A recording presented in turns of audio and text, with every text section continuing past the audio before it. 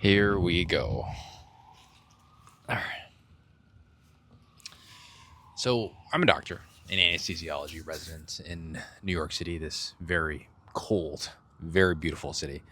I'm also the co-founder of PREMED Catalyst, a medical school admissions company, and we help thousands of premeds every single year get into their dream med schools. But sometimes I think winter maybe is getting me in this mood. Sometimes I don't believe in the way that this whole system works. So I'm out on a park bench in Central Park and I'm going to talk about it. There's the chapters for today. Here we go. It's how medical school admissions got here, how I got here, what it takes to get where I am today. Then I'll flip over the pancake and talk over about some of the bright side, what admissions does well and what it continues to do better. And then a couple of final things. Is medical school admissions gone too far? An agency, what are your options? What can you do in the mix of the chaos of all this?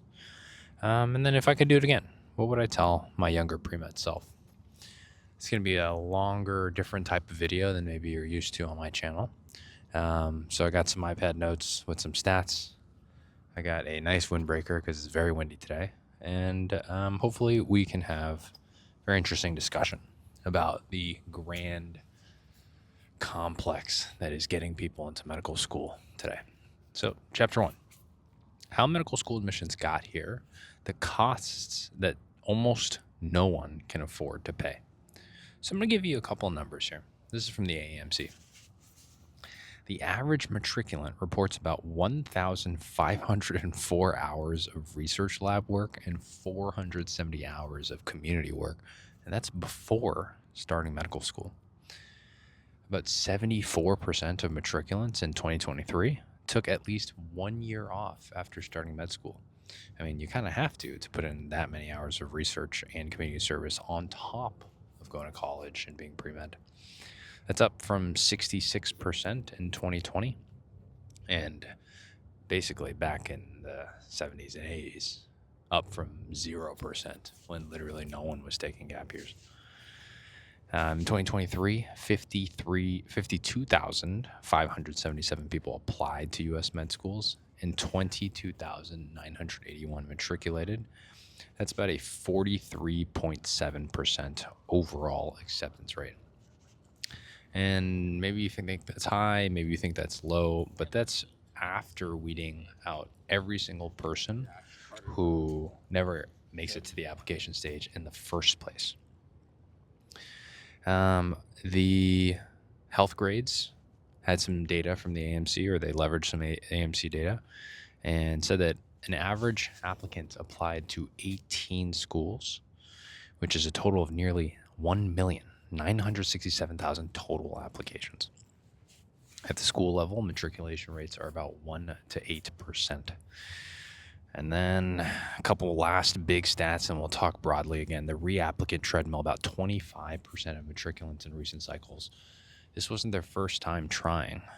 They had to go through at least 2 cycles to get in. All right. So that's at least a 10,000-foot view of modern medical school admissions. And honestly, pardon me, I'm going to put on this hood because it's getting kind of windy. But those numbers are kind of ugly if you think about it, right? Think about an 18-year-old starting college. I started at UCLA, and I don't know if you remember what you were like at 18, but I believe that I was kind of rambunctious, had no idea what I wanted out of my life. And to put them through this gauntlet requires them to kind of grow up pretty quickly, personally and professionally, requires them to go through a process where the best of the best students are vying for a 40% acceptance rate and do all these things, get all their ducks in the row, their GPA, their MCAT, their extracurriculars, their letters of recommendations, their school list, their personal statement, their secondaries, their interviews.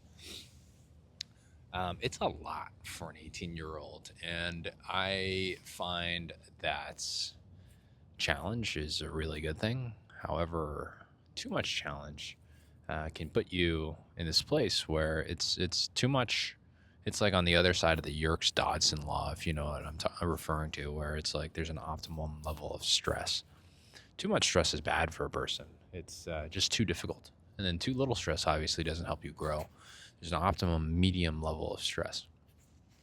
And as I read more and more about the typical experience of a pre-med applicant in today's medical school admissions environment, I can't imagine 1,500 hours of research, 500 hours community service, trying to get more than a 3.8 GPA, trying to get a 515 MCAT, then earning all your letters of recommendations, trying to find your cohesive theme, all this in 2.5 years if you don't want to take a gap year, 3.5 years if you want to take one gap year. It's no wonder most people don't get in the first time. It's no wonder so many people quit the process altogether before even getting to the application. It's very stressful, and there are real stakes. It's not like if you do all the things, you get in, right? If you do all the things, you have a chance of a 40% of getting in. And if you do all the things and really want to go to med school, you're looking at like 2 to 5% for some schools. UCLA medical school acceptance rate is like 2.2% when you account for all the applicants and applications. So, long story short, it's damn hard to get into medical school. And the larger question is that good for our 18-year-olds, our 19-year-olds, our 20-year-olds, right? And it's kind of weird because why is medical school admissions so difficult? Why is it so hard to become a doctor today? If you also hear some of these other stats, let me read you a couple. In 2023, 70% of US MD graduates had debt. The median debt was $200,000, and 30% owed more than $300,000. I did another video on this channel about looking at how physicians can repay debt depending on their specialty and their rate of repayment.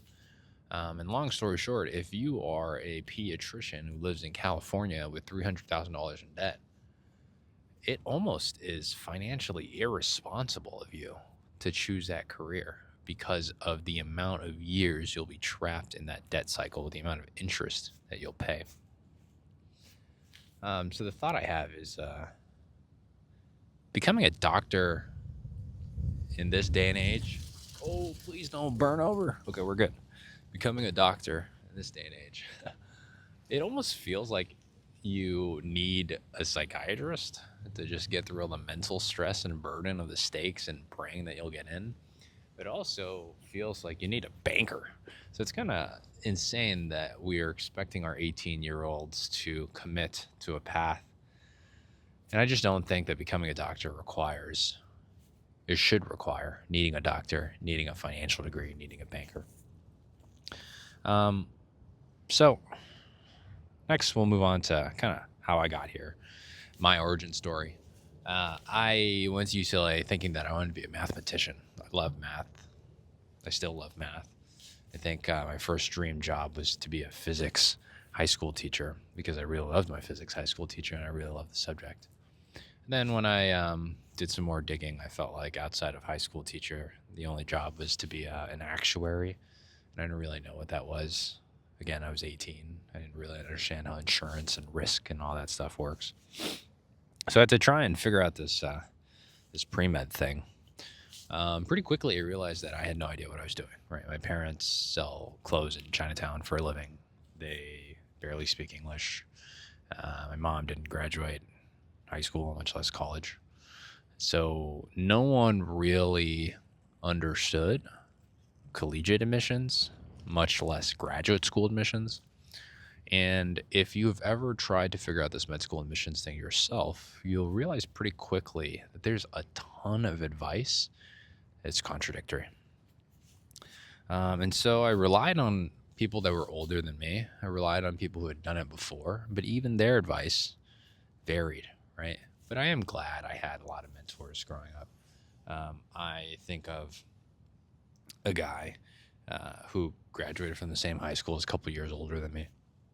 And I remember when I told him I was coming to UCLA, his first question was like, "What's your major?" And I had thought bioengineering sounded really cool. It does still sound really cool. But he immediately was like, nope, if you want to be a doctor, you can't be doing that. You got to switch because you're going to get your engineering math and your physical chemistry.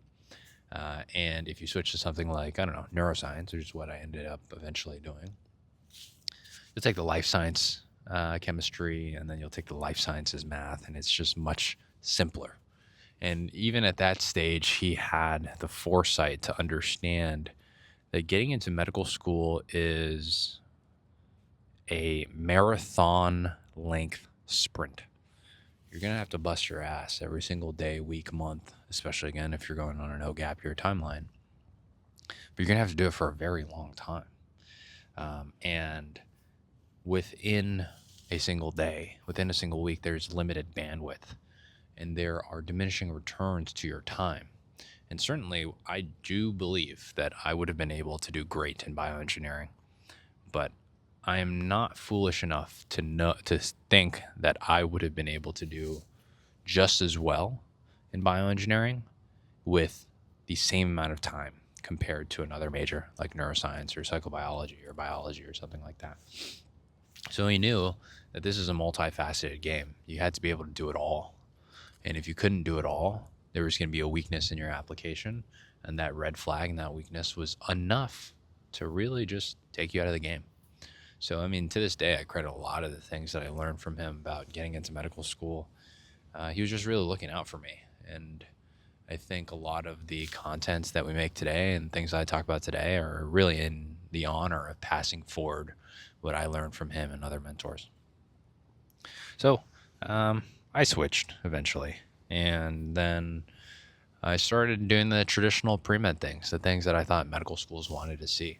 I started as this hospital volunteer. It was a care extender at the Ronald Reagan Hospital at UCLA. And I was a greeter. I had to be a greeter for the first 50 hours. And for those of you guys who have never met a greeter or did the role as greeter, it's the most humbling experience for a 19, 18-year-old. I'll describe it for you. You put on this blue polo.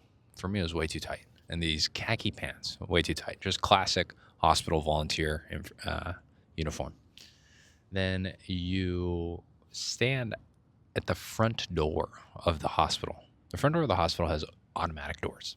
And everyone walks through it, right? Medical students, doctors, like administrative people, patients, valet, janitors, patient family members, everyone.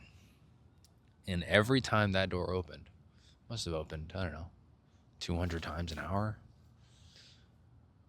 My job was to say, hello, welcome in, or hi, welcome to Ronald Reagan, or hey, how are you doing? It was never like, hey, can I help you find where you're going? Or essentially, I was of no use. The only time I was of use is when someone really needed to use the restroom and I knew where the restroom was. And you had to do that for 50 hours. What's the last thing you've done for 50 straight hours? That's 12 shifts, 4 hours, right? Very quickly during those 50 hours, you get very reflective and self-conscious and self-aware, especially again as an 18-year-old. And you start to think like, what is this all for? Like, is this really what it takes to get into medical school? Or have all doctors done this? Because it seems like every doctor that's walking past me has no interest in or care for me in this like sorry position that I'm in. So I started really hating being pre-med. I just like felt that it was demeaning. I thought I was embarrassed every time I showed up for one of those shifts. No one ever checked me in. I left and no one ever noticed. It sounded like there was a greeter handoff where I had to update the next greeter on all the things that I had learned that day. And then I made a couple of other, I don't want to call them mistakes, but a couple other milestones that were important from my journey. I joined a club where I was servicing people experiencing homelessness. And it was a great club. They do great work. But at that year, they were a little bit slow, cut by the budgets, and there were logistical concerns at the transitions of leadership. So that year, we really didn't do anything. And I remember thinking that I was doing something for my pre-med application because, look, I had 6 months on this club. It sounded great. They did great work. But we personally did not do anything. I had zero impact, essentially. There was one site I remember that was completely disorganized. No one was around. No one was ready. And it felt like we didn't really help anyone. We kind of showed up and then went home with this odd feeling that we had come with a goal, but kind of just like miserably failed the goal, and no one really talked about it. And at UCLA, there's always these like big name clubs like EMRA, Emergency Medicine Research Associates, and the Student Stroke Team, the SST. So you feel like other people are doing things. You're on Instagram and you see the stories of people in their lab coats. And again, you're an impressionable 18-year-old. I just have to continue to highlight that part because that was such a different part of my mental development. It just feels like you're doing everything wrong. I don't know if other people had different journeys, but if you resonate with that part of my journey, you're certainly not the only person. I never felt like I was getting any closer. I felt like I was burning Saturday mornings being a greeter. I felt that every evening I had to find some other opportunity to try and get me a leg up, things that I never really truly cared about or were passionate about. And over time, it kind of gnawed at me. It made me feel like I wasn't enough. It made me feel like this path maybe was for people better than me, but certainly not me. So what happened next? I eventually found my people, my community. I joined this club, Vietnamese Community Health, and it's fantastic. We do these quarterly health fairs for Vietnamese and Hispanic immigrants every quarter, servicing 150, 200 people. And for the first time, I felt aligned. I felt like what I was doing, I cared about, and the people that we were helping, they were appreciative of the hard work that we were putting in. And it felt like I was taking care of my uncles and aunts, the same people that raised me when I was growing up. And for the next 2.5 years, I continued kind of going through these experiences and finding the ones that were right for me. I ended up being a molecular biology peer learning facilitator, and then I was promoted to the life sciences supervisor. And I found that I really loved teaching and mentorship. And then I joined this extracurricular named My Life, where I was helping patients lose weight over 16 weeks.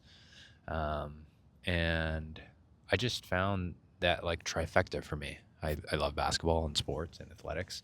And I still to this day, probably because basketball is the one connecting thing between my immigrant father and I.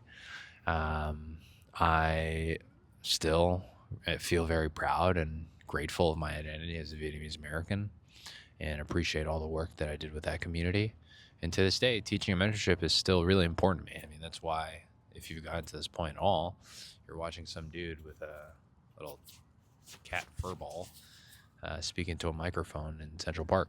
It's because I hope that what I'm saying here on this park bench helps at least one person figure out whether or not this is right for them. And if it is right for them, they start to understand how to go about the process without making the same mistakes that I did. It's kind of the whole point, right? That's the entire purpose of my upperclassman mentor sharing with me to not do that major or whatever it is, right? This is the whole point, is to help the next generation get to where we were faster so they can spend all that extra time either bettering themselves or taking the next leap. That really is meaningful to me and brings me a lot of joy. So that's my journey. I ended up applying to medical school during my junior year with no gap year, and I was lucky enough to got to USC like in October before the holidays, and then I got to UCLA sometime in November, and it just changed my life. It changed my family's life. Over Thanksgiving and Christmas breaks, we knew that I was going to be a doctor with a white coat, and it was official. And there's very few things in my life that I feel like meant more to us than that moment. And so sharing that moment somehow with other people who might also benefit from becoming doctors, that's really important to me. But something happened I want to talk about when I got into medical school. I remember calling my mother, and she cried. She was so happy This was 20 some years in the making. And I called my best friend and they cried. And I remember thinking that it was so weird that people were crying for me because I didn't feel happy. I felt at best maybe relieved, and then at worst I felt numb. And this goes back to the first section where it's like this is kind of what medical school admissions does to you. You go through all these trials and tribulations and you try to reflect and process all this information, and then you get to the point that you want, the milestone, the getting in, the white coat, and you realize like, oh, that's it? Like this auto-generated email from UCLA is what I was fighting for this entire time?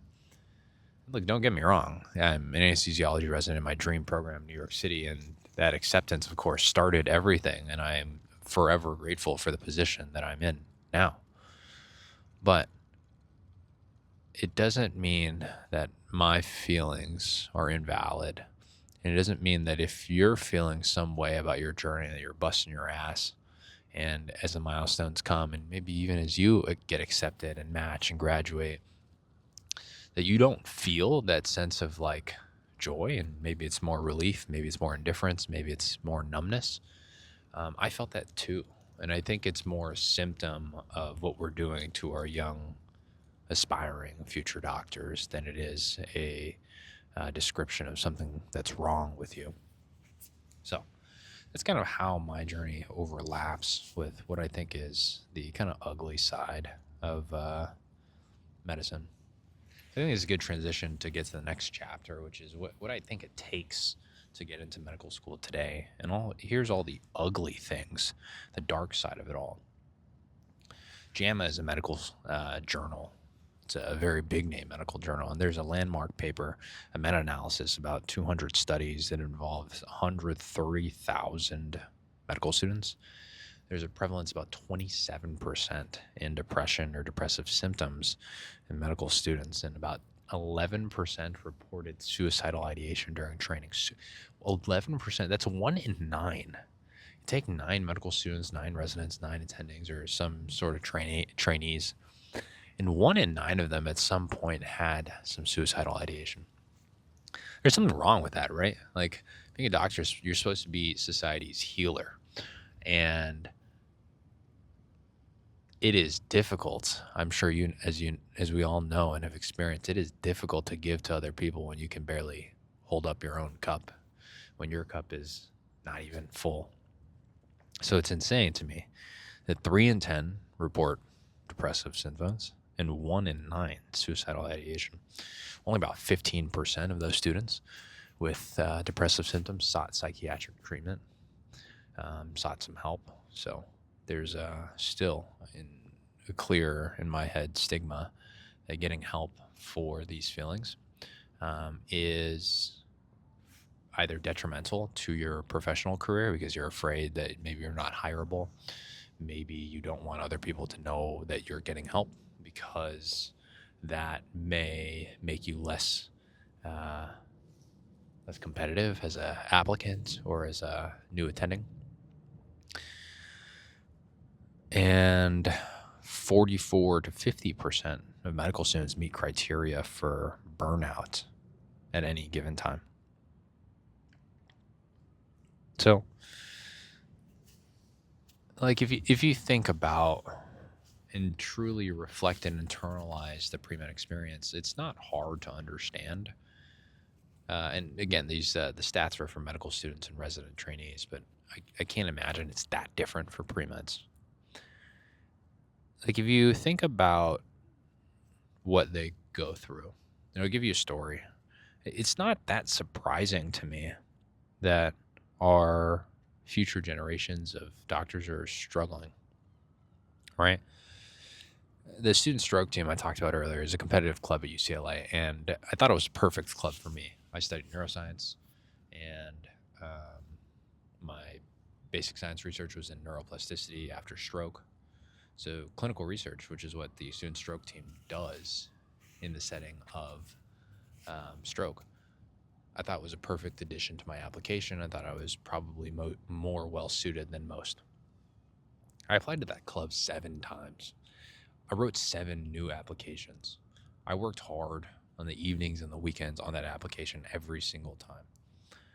And I think it's really hard for yourself to put yourself out there and then every single quarter just be rejected by a panel of your peers. It gets to your head because you're like, I'm 19, just like these guys. Like, what's the difference between me being 19 and them being 19? Why do they get to kind of decide my fate? So that really bothered me. And I think it is an experience that isn't uncommon for premeds to feel like there's just like a sense of unfairness. There's a sense of like people have power over me where maybe they shouldn't, or they don't really have any credentials to do that. So that was frustrating for me. The other thing is you layer on top all of that, the pressure of earning the grades, doing well in the MCAT, putting on the scrubs or business casual or the student short white coat when you're a 20-year-old pre-med shadowing. You don't belong. Like, everyone knows that you don't know anything. You're not helpful in the clinic. The medical students know, the janitor knows, the PA knows, the doctor knows, the nurse knows. And all that, like, it got to my head. I'm not sure if it got to others' head, but it bothered me. There's this constant, almost like drowning pressure of imposter syndrome that you have to learn to get through. And all this is like, you're supposed to be doing all this while balancing your golden college years, right? It's supposed to be the best years of your life. And yet, you're supposed to be having fun, making lifetime memories, going out with your friends. But when you try to balance things, when you do prioritize yourself and your career, like, it's not that easy. I remember Thursday night, I couldn't get in the lab that morning. And so I had to come in at 11 p.m. and do my mouse experiments. And I remember when I had walking home from lab, I walked across a couple of buddies who were heading out the other way towards the town. And I don't know if it was the alcohol or just the groupthink or the Thursday night kind of energy, but I remember them whispering something along the lines of gunner, try hard. I remember feeling so terrible, so shitty about myself walking home. I thought that I was a loser. I thought that there's something wrong with me. I thought that I was lame because, yeah, maybe they were right. What am I doing at lab at Thursday at 11 p.m.? That couldn't wait. And to this day, I'm actually so sick of myself because you don't understand your value system. You don't understand what matters to you when you're at that age. And I can't believe I let someone gaslight me into thinking that committing to a project, committing to my PI, committing to my postdoc, my grad students, getting the job done, no matter what time it was, no matter what I needed to do to get it done. I can't believe I let them gaslight me into thinking that that was lame. And so there's all these competing factors. And again, it just doesn't, it makes me not surprised when I read these stats about how difficult it is for trainees to keep their head screwed on straight. And I'll save you all the stressors in med school and residency, but it just doesn't get easier, right? You're up for 24 hours, and on your 23rd hour, you get this emergency case, and you're supposed to be taking care of a sick kid who needs emergent brain surgery. Or another experience of mine this year was I prepared for a liver transplant for the neck for 2 goddamn hours, and I set up the entire room for every possible thing that could go wrong. And even after doing all of that, and even after having 10 anesthesiologists in the room with 10 role models you all you look up to, who you feel like can never do wrong and can get you out of any situation, that 20-year-old patient of yours who needed a liver transplant dies on the table. There's blood everywhere. And when you leave at 3 a.m.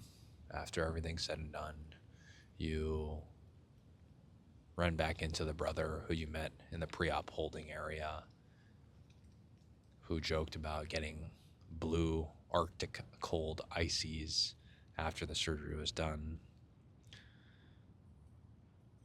And all the textbook stuff you learn, all the blood that you poured into the patient, all the rocket fuel that you pushed to keep this person alive, and they're gone. You weren't enough, right? Those stressors, they stay with you, and there are also more things that your mind has to process and understand going forward as you continue to take care of more and more people. It's just hard. It's just hard being a medical trainee. And if the reward of medical school admissions, which is hard in and of itself, is to go through more hard training that doesn't end for nearly a decade, at some point we gotta understand that it's gonna hurt people and trainees and doctors in ways that are almost impossible and difficult to recover from. So that's the ugly side of kind of medicine. A couple more things. 2024 BMJ meta-analysis, 350,000 doctors found that doctors had a 50% higher risk of death by suicide than the general population. Female physicians had a 76% higher risk. Male physicians had a 10% higher risk. You know, so many anesthesiologists and faculty that I personally know, they've had substance abuse problems. There's an alumnus that passed away recently from an overdose.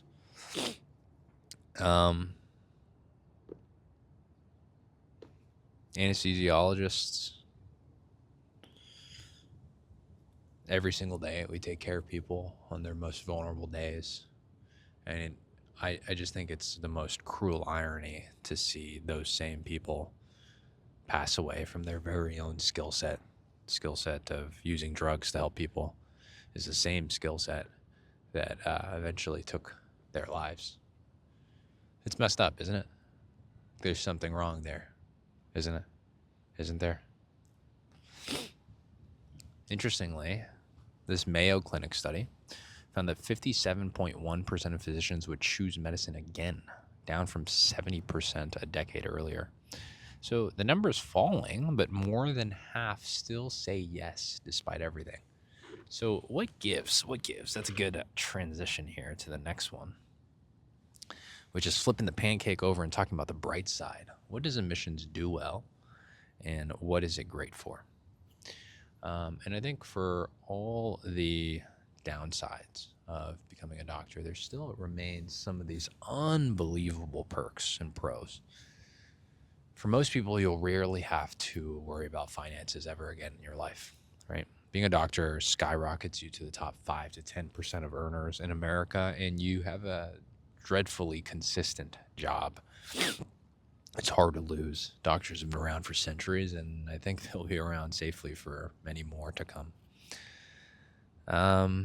And even if some patients, and many growing by the year, don't have great experiences with healthcare, by and large, being a doctor is a very humble, respected profession nowadays. And so a lot of us need validation. I certainly feel like I do at times, and respect is just really nice to have from patients that you care for. And I think for me, the greatest perk is we're in a career where our sole goal is to take all the nerd stuff and the nerd shit that we love, like science, and we get to use that to really take care of people. So I think there's a real satisfying part of being able to turn your craft into something useful and positive for society. Excuse me. And there's just something very like human, very core and foundational to the human experience being able to do that. So those are some great pros. Second, I think medical school admissions, because it is difficult, because there is a bottleneck, there are some stakes, I do think it still is a fantastic vehicle for many young men and women to come into their own. it certainly was like that for me. It gave me a chance to find other people who shared my love for my Vietnamese American identity and wanted to take care of the same communities that I wanted to take care of. Whether that was like being Vietnamese or loving basketball or teaching and mentorship, I got to do those things unapologetically because I loved them. And as a bonus, medical school admissions found that if I were excellent in those things, I could possibly also be excellent in being a doctor. And that was just like a really nice positive feedback loop that I still think is in play today. Medical school admissions just appreciate excellence in any domain, and that just gives young 18, 19, 20-year-olds to figure out what they truly care about, be very good at those things, and then be rewarded for it in the admissions arena. In fact, I still love teaching and mentorship so much today that I make all of our content, and all of our content is designed to help you get to know medical school admissions better. And I think I do this content because I genuinely believe that admissions is this just like giant mirror that you hold up to yourself, and you can get to see if you are becoming the type of person that you believe deserves a shot of training to be this next generation's doctor or healer. So it's a nice little litmus test. It's truly a filter for those that can convey their growth to a board of medical school adcoms that you are growing and you have more of a ceiling to grow into. So whether we're deciding what extracurriculars work best for you, or we're writing your personal statement to highlight your key milestones, I just don't know of many other playgrounds or platforms where young men and women can be rewarded for being the best versions of themselves. Maybe you see that in sports, which is kind of why I love sports too. But outside of that, not really anything else. All right. So the last thing here is that medical school admissions is starting to weigh the very important things like diversity, equity, inclusion, and take it much more seriously. And I personally love that. It's clear that doctors who relate with the patient populations they're from and empathize with those patient populations, those patients do very well. And ever since I've had the honor of serving the communities at UCLA as a molecular biology, pure learning facilitator, and then the life sciences supervisor, serving those underrepresented students was infinitely meaningful to me, because in my head, I felt like they were going to take the next step and really give back to the communities they were from. And it felt like what I shared on that day in some small part could really help many people from communities that deserved more help. A couple more pieces of information for you here. Black or African American students now comprise 10% of matriculants, up from 8% in 2016. It's fantastic. Hispanic students are 13%, up from 10% in 2016. Women are now 55% of MD matriculants and greater than 54% of total enrollment. They're the majority of applicants, matriculants, and enrollees. And I think for good reason. I know there's like a classic meme, which has a lot of truth to it on the internet, that women just mature earlier. Their prefrontal cortex develops earlier. And at that age, when you're applying to medical school, I find and agree that the women were certainly much more mature. And we'd all love to see women more in leadership positions and in positions of power that have been predominantly kind of occupied by men, now that they are coming into medical school at a higher clip than men. So I think medical school admissions is trying to really figure out what the next generation's composition looks like when it comes to building doctors and leaders that serve the future generations of communities all across the United States of all socioeconomic statuses. And I think that's what medical school admissions is doing really well. So I'm looking forward to more progress there. This comes to our last section here. Has medical school admissions gone too far? Look, I think medical school admissions today is far too competitive. I think it's getting more competitive every single year. But some of those forces are out of our control. So what I will say that we can appreciate the pros of this current existing situation. And I think it's that the consequences of the stakes in the competition can be good for premeds. Too much, and you get into this mental health whirlpool, like we talked about, but just enough, and you get this opportunity to really push young adults to develop into the best versions of themselves. If you can withstand that toxicity, then that itself will help you grow as a person, first and foremost. But because it's already so competitive, you really have to bring your A game. And I think there's not a lot of places where you're forced to do that.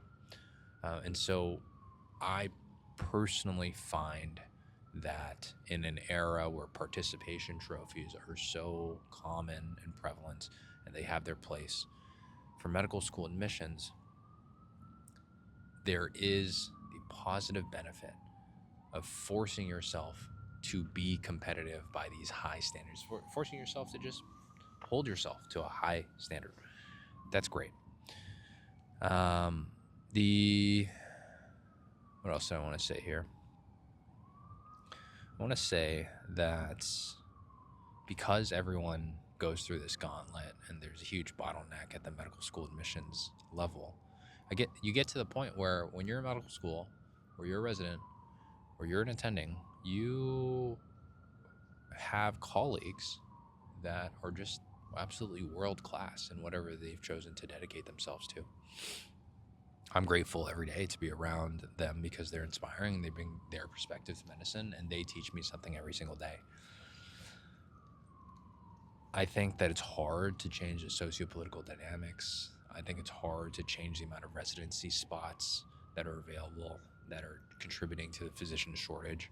I think it's hard for primary care doctors to be compensated more in our current insurance system where preventative care isn't reimbursed heavily. So those things will continue to influence and change the behavior of our trainees.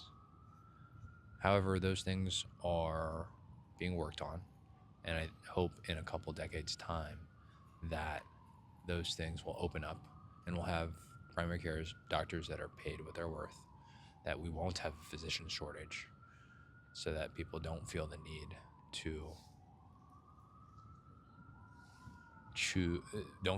to be like squeezed in the medical school admissions process,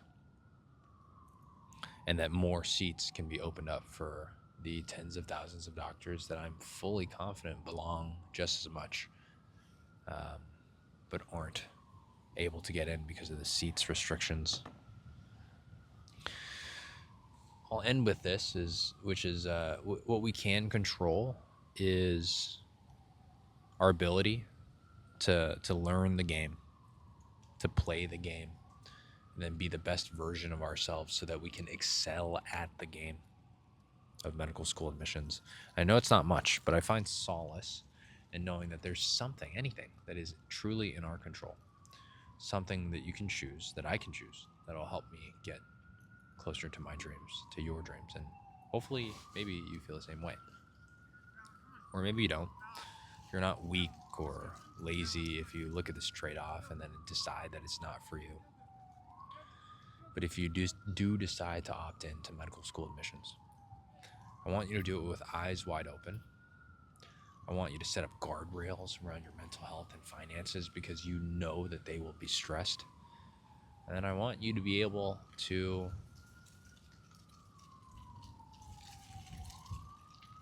without the same amount of struggles that maybe we had to go through in our time, I want you to be able to identify what you care most about, become world class at those things, and not only personally and professionally grow for yourself, but be rewarded in the era of medical school admissions that recognizes you for the excellence that you bring. This is a long, windy description of modern medical school admissions, the beautiful, the ugly, and everything in between. But I think it's worth talking about. I think it's worth sharing what our trainees' experiences, what they have to go through to play the game, to get a shot and a seat and a white coat in today's era. And I hope that if you're planning on becoming a doctor, or if you know someone, your family member or a parent of someone planning to become a doctor, that this gives you a little bit more context about what they struggle through on a daily, weekly, monthly basis, and what they have to do to feel like they have to prove themselves. If you made it to this point, man, thanks for watching. I'll see you in the next one. Bye.